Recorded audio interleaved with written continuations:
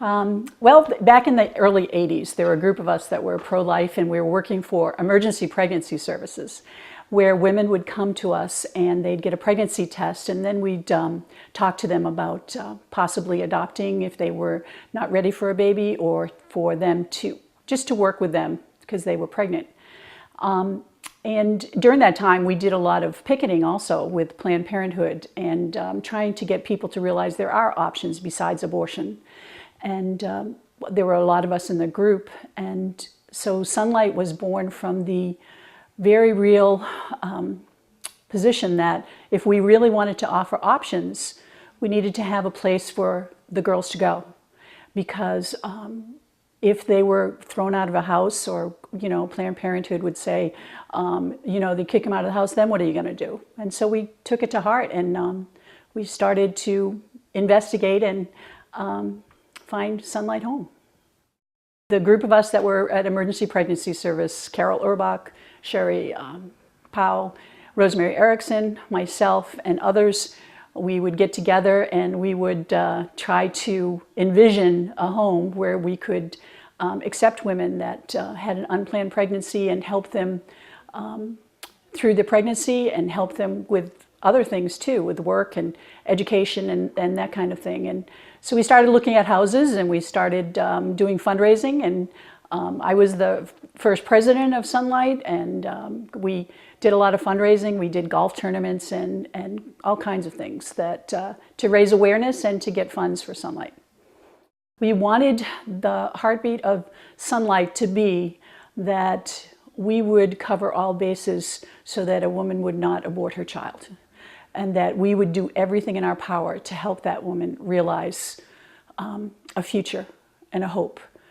And we would help her through her pregnancy, help her with adoption, help her with her child, if that was the direction she chose to be.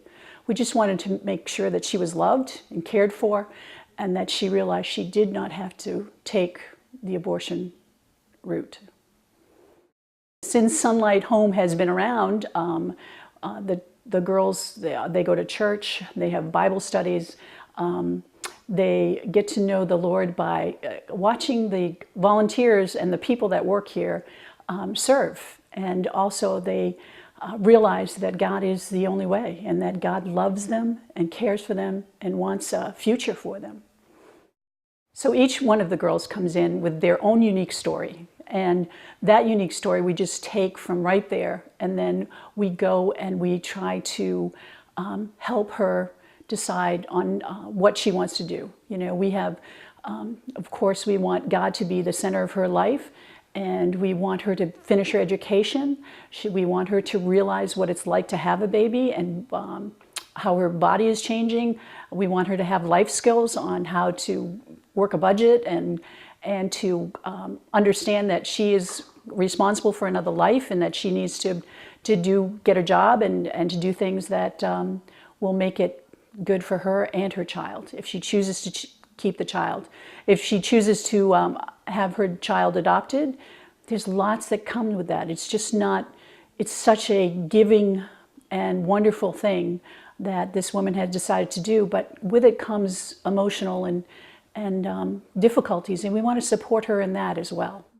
There's lots of ways to get involved with Sunlight Home. Awesome things. I remember our church group painted the inside of Sunlight Home, so you can do some physical work if you wanted to. You can also take the girls to work. You can come in and work with the girls, be a mentor. You can supply goods that we need, baby clothes, car seats, all the things that are needed for a little one. You can babysit. You can come alongside one of the women and just allow her to talk and to become a friend. That's very important. Relationships are very important, and sometimes some of the girls don't have strong relationships, so that's vital to her growing in her walk with the Lord, and also in her growing, in her own life. And of course, it's always good to give financial support, because these things cost money. The home costs money, the food costs money, all the clothes, the education, the girls need a car, or they need some financial stability before they set out on themselves. And they also need to make sure that they understand how finances work. So giving to Sunlight Home is just helping all of that. And oh, goodness gracious, the staff has got to get paid. You know, Linda does an awesome job here, and she needs to get paid, and so does all the staff. I wasn't always pro-life. And my younger sister, called me and said she was pregnant. And I told her, I was married at the time, and I told her, well, I wouldn't get an abortion, but you do whatever you think is right. And she got an abortion. And I regret that, but it also taught me that everyone is touched by a life. Everyone is touched by abortion. You know someone in your life that has an abortion. And it's real, and you need to decide. Does life begin at conception? Yes, it does. And you need to do everything you can to make sure that life comes to being. And my sister has since passed away. And but from that, I researched about life, and I became pro-life, and I also became a Christian after that. And I just think that it's my relationship with God is first. Next is protecting life, and protecting life with the unborn. I have stories about our beginning. One of my stories is when we found this house, and we were all together, and Judy Humphrey had found it. So actually what had happened was that we raised money, and Sunlight was born, and we had a brochure, and we had the name and everything, and we raised about $33,000. But then after that happened, I kind of dropped the ball. We didn't do anything for a while, and we still had the money, and we still were hoping to get a home, but we had a few years of a break. And Judy Humphrey came in, and she said, I found a house. And so we all went to see this house, and it was this house right here. And when I walked in, I was shocked, because it looked like the 60s, and a bunch of hippies had lived here.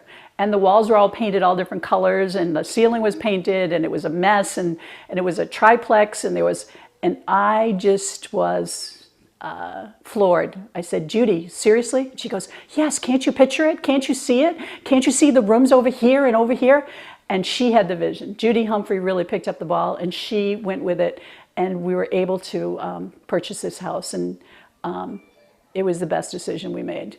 If you are even thinking about abortion, there's help out there. There is really a lot of help, and Sunlight Home is one of those places. There are people that will come alongside you and help you and guide you, and I would totally recommend that you check it out. It is not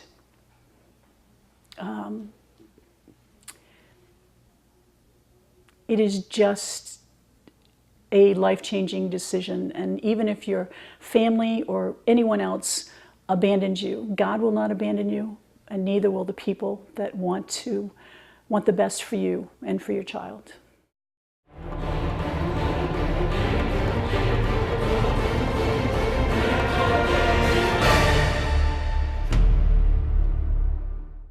Hi, I'm Pastor Chuck Reish. I'm the executive producer at Horizon Media Studios. It's a 501c3 media ministry, and what we're doing is helping other ministries tell their story. Homeless shelters and children's homes, Bible colleges, seminaries, mission sending agencies. With your help, we can continue to help tell their story, to inspire the world, to shine their light, and let God get the glory for the work that's being done in advancing the kingdom of Jesus Christ. Thanks again for praying for us.